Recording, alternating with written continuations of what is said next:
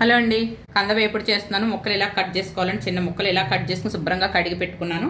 ఇప్పుడు కంద ఫ్రైలోకి ధనియాలు, జీలకర్ర, 1 స్పూన్ ధనియాలు, 1/2 స్పూను జీలకర్ర, అలాగే 2 ఎండుమిర్చి ఇవి వేపుకుంటున్నానండి. నేను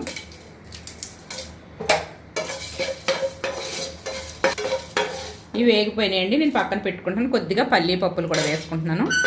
ఇందులో ఆయిల్ వేసుకుంటున్నాను. నేను ఇందులో పోపు వేసుకుంటున్నానండి. కంద వేపుడికి శనగపప్పు, మినపప్పు, జీలకర్ర, ఆవాలు, కరివేపాకు, 1 పచ్చిమిర్చి, 1 ఎండుమిర్చి. పోపు బాగా వేగాలండి. పోపు వేగిపోయిందండి. నేను కంద వేసేస్తున్నాను. ఇప్పుడు కొంచెం పసుపు వేస్తున్నాను. ఇది ఇలా ఫ్రై అవ్వాలండి. ఇదిగండి కంద ముక్క అయితే ఉడికింది.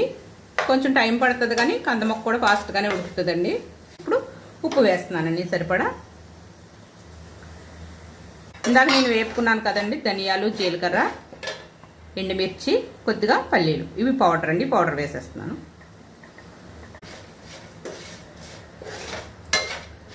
ఇందులోనే కొంచెం ఎండు కొబ్బరి కూడా ఉంటే వేసుకోండి, బాగుంటుంది. నా దగ్గర లేదు, అందుకు వేయలేదు నేను. ఇదిగండి రెడీ అయిపోయిందండి కంద వేపుడు. తినండి. ఫైనల్గా కొద్దిగా కరివేపాకు పచ్చి పచ్చిగా ఉంటుంది, బాగుంటుంది. ఇంతేనండి, కందవేపుడు రెడీ అండి. ఈ కందవేపుడు నచ్చినట్లయితే నా ఛానల్కి ఒక లైక్ చేయండి, సబ్స్క్రైబ్ చేసుకోండి. Okay friends, bye.